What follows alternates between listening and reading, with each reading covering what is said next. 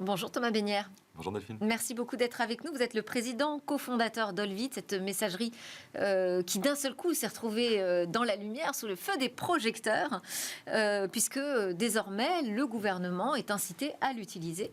Alors vous en parlez comme de l'application de messagerie professionnelle la plus sécurisée jamais réalisée.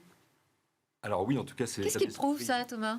Alors on ne peut jamais prouver une chose pareille, donc je ne vous cache pas qu'il y a probablement un peu de marketing derrière une phrase comme ça, mais néanmoins, il y a une chose qui est fondamentale chez nous, c'est un état d'esprit dans lequel on développe toutes les choses qu'on développe chez Olvid.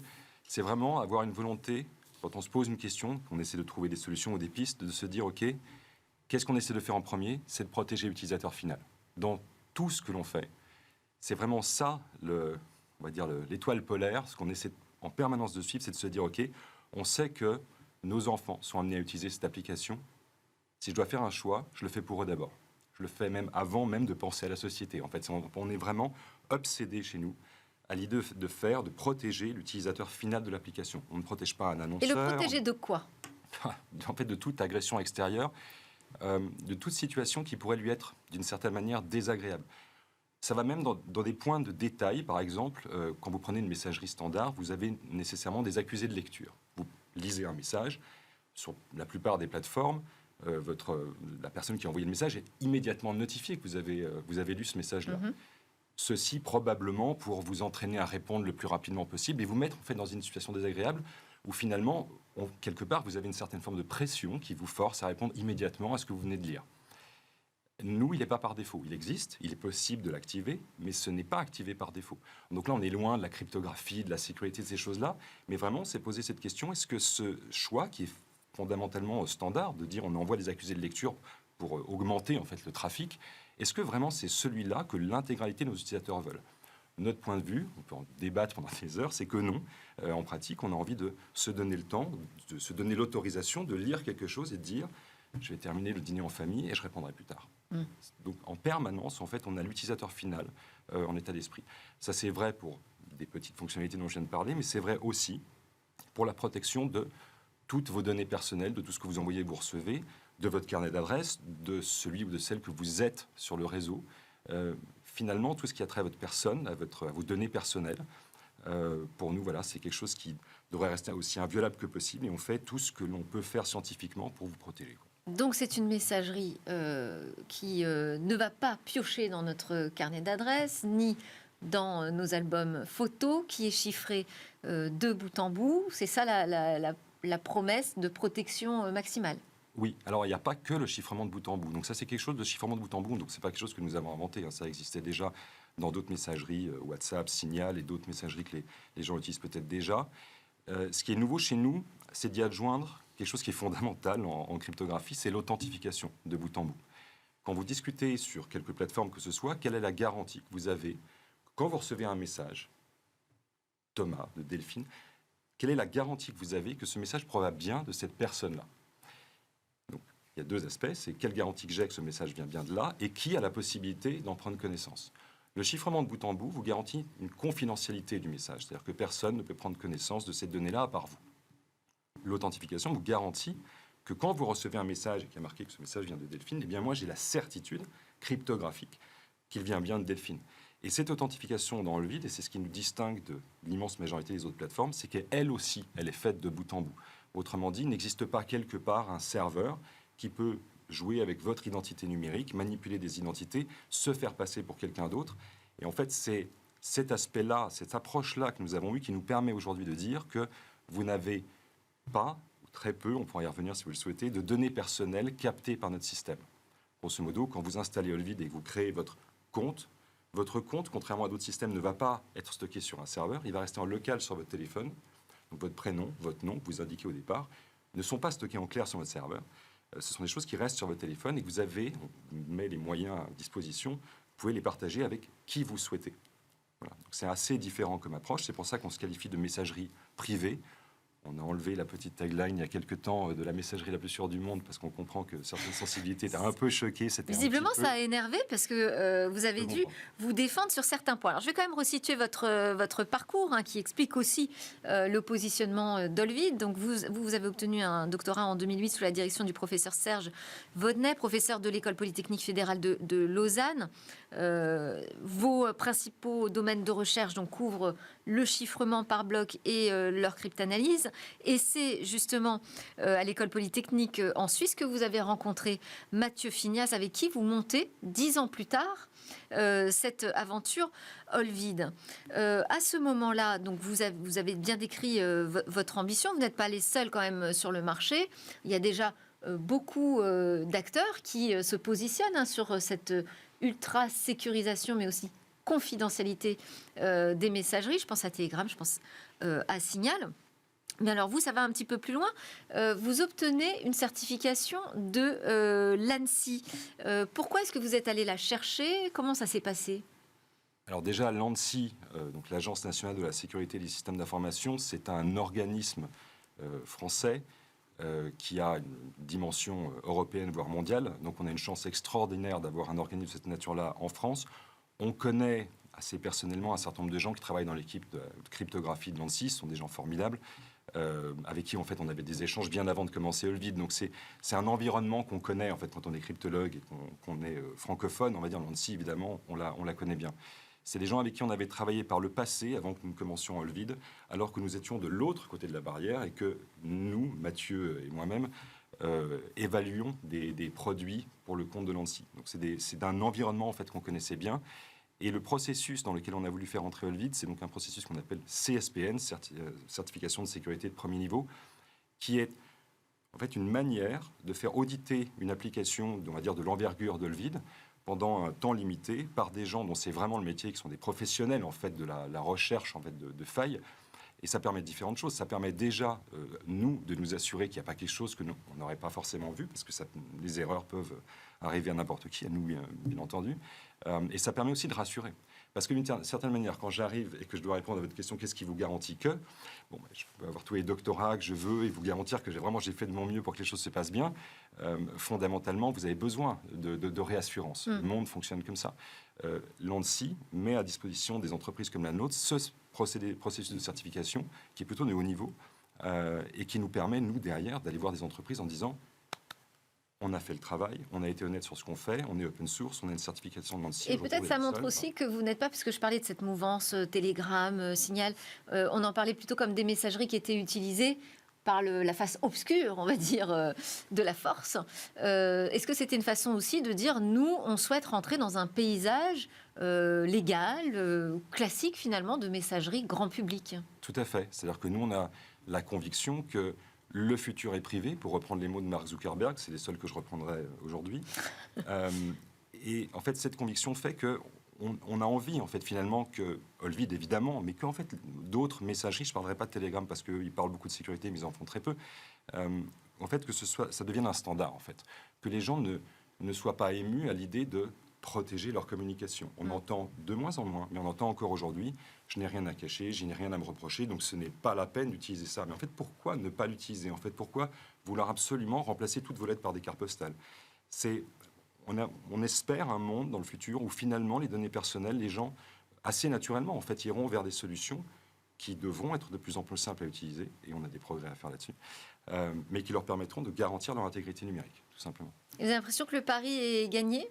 Olvid a plutôt reçu énormément de prix d'innovation, Innovation Awards. Voilà, donc vous êtes célébré. Une circulaire d'Elisabeth Borne, alors qu'elle était première ministre, a donc incité le gouvernement à utiliser cette messagerie pour ses communications confidentielles. C'est une sorte de consécration, j'imagine, pour vous. Est-ce que vous vous dites, là, on a vraiment atteint notre objectif? Ah non, loin de là. Alors, je ne veux pas minimiser ce qui nous est arrivé. C'est quelque chose d'absolument formidable. Je veux dire, quand on a commencé cette messagerie il y a quelques années, si j'avais su qu'on en serait là aujourd'hui... C'était une surprise, ça, par exemple, la circulaire de la Première ministre? La circulaire, oui. La circulaire à ce niveau-là et l'impact que cette circulaire a eu, oui, c'est une surprise. Très honnêtement, on n'était pas on ne s'attendait pas à un tel raz-de-marée, en fait.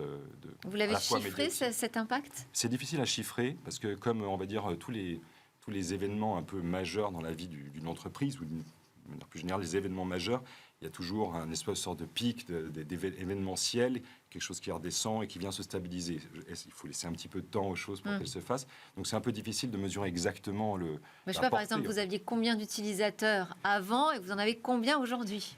Alors on en avait de l'ordre de 100 000 utilisateurs actifs avant. Aujourd'hui, on est plutôt à 150 000 utilisateurs actifs. D'accord. Donc voilà. Donc, oui, c'est quand même énorme comme effet. Après, donc ça, ce sont des gens qui ont installé l'application, qui ont décidé de l'essayer. Est-ce qu'ils l'utilisent ? Est-ce que vous avez d'ailleurs cette information sur le niveau d'utilisation ? Alors, on a un certain nombre d'informations néanmoins. Donc typiquement, Olvid est une messagerie qui fonctionne à base d'un serveur qui va redistribuer les messages aux différents correspondants. Donc, on pourra revenir sur ce que c'est qu'un message sur le serveur, parce qu'avec le chiffrement, c'est l'essentiel. Quasiment l'intégralité du message est totalement chiffrée. La seule chose qui ne le soit pas, c'est l'identité, le pseudonyme du destinataire. Un peu comme sur une enveloppe, on est bien obligé d'indiquer une destination pour l'enveloppe, sauf que chez nous, c'est même pas le nom et le prénom de quelqu'un, c'est vraiment un pseudonyme systématiquement. Ça ne veut pas dire qu'il y a de l'anonymat dans le vide, je précise, sinon nous allons nous faire massacrer. Il n'y a pas d'anonymat sur Internet. Néanmoins, voilà, on arrive à évaluer, on va dire, la quantité de trafic qui va traverser le serveur, et ça nous permet de déduire en fait le nombre d'utilisateurs actifs qu'on a. On ne sait pas qui c'est. Et alors, qu'en est-il de la réalité de l'utilisation ? La réalité de l'utilisation, en fait, parce qu'une messagerie ultra sécurisée, évidemment que c'est génial pour se protéger, que tout le monde doit y avoir accès, mais dans les faits, c'est pas ce qu'on fait de plus grand public, parce que c'est plus compliqué quand même à mettre en œuvre. Alors notre objectif, c'est que ce soit, je peux pas vous dire que ce soit aussi simple, mais Olvid est une messagerie différente. En fait, c'est pour ça en fait aussi qu'on a changé la tagline de notre chiffre pour passer de la messagerie la plus sûre du monde, c'est la dernière fois que je le dis, à la première messagerie privée pour tous. L'idée fondamentale, c'est que ce que propose Olvid, ce n'est pas une messagerie qui va, on va dire, prôner une viralité totale et donc une facilité d'utilisation qui va immédiatement vous mettre en contact avec la planète entière, qui va prévenir tout le monde que vous utilisez. C'est pas l'état d'esprit. Et c'est pas une volonté de faire moins simple. C'est vraiment une volonté de vous protéger, de vous dire ce qu'on vous met dans les mains, c'est quelque chose que vous n'aviez pas nécessairement avant. C'est quelque chose qui vous permet à vous de décider avec qui vous voulez parler et avec qui vous ne voulez pas parler. Le processus d'entrée, de mise en relation, qu'on appelle ça, entrer en contact avec quelqu'un, est différent. Il y en a d'ailleurs plusieurs dans Olvid en fonction de la situation dans laquelle vous êtes. Mais ce processus-là, en fait, lui-même, peut sembler plus compliqué, mais en pratique, il vous protège parce qu'il vous permet à vous de dire « lui, j'ai pas envie de lui parler, donc je vais même pas le prévenir que je suis sur Olvid. Mes enfants, ma famille, les gens, mes collaborateurs, eux, j'ai envie de leur parler sur Olvid. » Une fois que vous avez fait ce travail d'entrer en contact avec quelqu'un, en présentiel, c'est quelque chose qui prend 4 secondes. C'est plus simple que de demander une adresse email ou un numéro de téléphone. C'est vraiment un double. On peut le faire aussi par SMS, même si on n'est pas en présentiel. On peut le faire à distance aussi. Une fois que vous avez fait ce travail une fois, une seule, avec la personne à qui vous voulez parler, en fait, ça marche comme vous l'attendez d'une messagerie. Tout le reste est absolument aussi simple. Donc, j'entends, évidemment, il y a un petit travail de départ à faire pour entrer en contact avec les 4-5 premiers contacts. Mais une fois que ce travail-là est fait, et ça prend que quelques secondes, tout le reste est aussi simple qu'avec n'importe quelle autre messagerie que vous savez déjà utiliser. Donc, d'une certaine manière, on se positionne comme quelque chose d'un produit qui est finalement assez différent. Alors oui, c'est une messagerie. Parce que c'est le coût à l'entrée, en fait, qui est, enfin, le coût, j'ai envie de dire, pédagogique, d'interface, qui est quand même très important.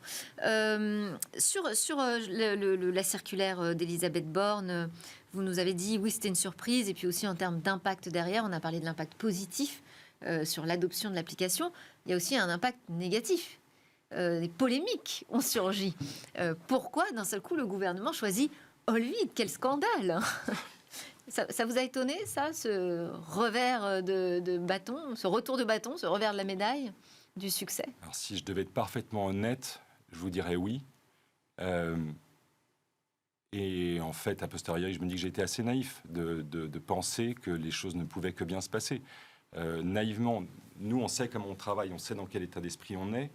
Et on se dit que finalement, si les gens pouvaient lire dans nos pensées, ils se diraient, mais finalement, cette entreprise-là, vraiment son objectif numéro 1, c'est d'œuvrer pour le bien de ses utilisateurs finaux. Diantre. À quel moment est-ce que cela peut poser un problème à qui Oui, que puis ce on a soit? plutôt envie d'avoir des startups françaises qui grandissent, qui sont aussi soutenues par la commande publique. Enfin, donc c'est plutôt, ça va dans le sens du discours de chacun, il me semble, aujourd'hui. Bon, on va quand même en venir à ce qu'on vous reproche. Parce que c'est vrai, on se dit, bah oui, ok, c'est français, donc on veut une solution hyper souveraine, hyper sécurisée. Mais est-ce souverain si les serveurs qu'utilise Olvid sont entre les mains de Amazon? Alors oui, donc ça c'est quelque chose dont on ne s'est jamais caché, hein. D'ailleurs, si vous regardez sur notre site internet, vous pouvez même explorer l'historique de notre site, vous verrez qu'on a toujours dit que nos serveurs, ils étaient chez AWS, donc Amazon.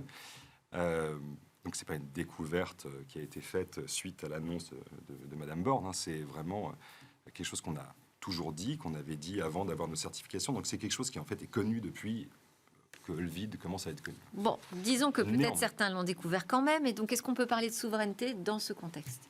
Alors, ce qui est essentiel, je pense, dans ce discours-là, je vais essayer de faire le plus court possible sur cette, Oui, bah oui, cette parce question. qu'en plus, on manque de temps. Je vais faire de mon mieux.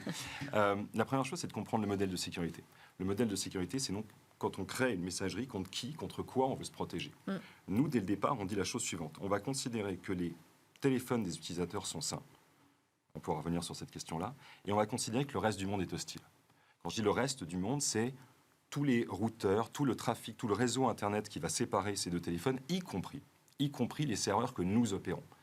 Donc on considère, nous, dans notre modèle de sécurité, donc les suppositions que nous faisons au départ, avant de commencer à développer les algorithmes cryptographiques, on considère que nos serveurs que nous opérons sont hostiles, qu'ils vous veulent du mal. Et néanmoins, on doit être capable, grâce à la cryptographie qui va tourner sur votre téléphone et sur celui de votre correspondant, on doit être capable de prouver, donc on parle vraiment de preuves mathématiques, de preuves cryptographiques, on doit être capable de vous prouver que tout ce que l'on avance en termes de garantie de sécurité, de confidentialité et d'authenticité continue à fonctionner, quand bien même le serveur serait malveillant. Donc, je ne réponds pas en fait à votre question en disant Je ça. vois bien. Ce à quoi je réponds, c'est pourquoi pas. Ouais. J'ai pas dit pourquoi, j'ai dit pourquoi pas. Mais ça reste important. C'est-à-dire que on en arrive à un stade où on dit, on pourrait très bien être là, on pourrait être ailleurs, et ça reviendrait grosso modo au même. Alors maintenant, pourquoi AWS? Alors, parce qu'on n'a plus le temps. Dites-moi surtout, est-ce que cette polémique vous a fait réfléchir et vous a donné envie de changer d'hébergeur? Alors, de changer d'hébergeur, pas forcément. Ce qu'on va faire, parce qu'on veut créer, vous l'avez dit, des champions français à portée mondiale. Aujourd'hui, AWS, c'est un problème en France, probablement pour certains. Ça ne sera pas un problème pour les Américains. Et finalement, tous les gens que nous serons amenés à rencontrer sur la planète auront leur propre sensibilité. Ce qu'il faut faire, c'est du multi-cloud. Donc vous allez vers du multi-cloud. On le fait déjà. Vous le faites déjà. Merci beaucoup Thomas Besnier, c'est passé très très vite. On a pu brosser un petit tableau quand même, on a essayé de répondre à quelques questions autour d'Olvid et d'éclairer au maximum nos téléspectateurs. Je rappelle que vous êtes le président cofondateur d'Olvid. Et tout de suite, on a rendez-vous avec notre advisor.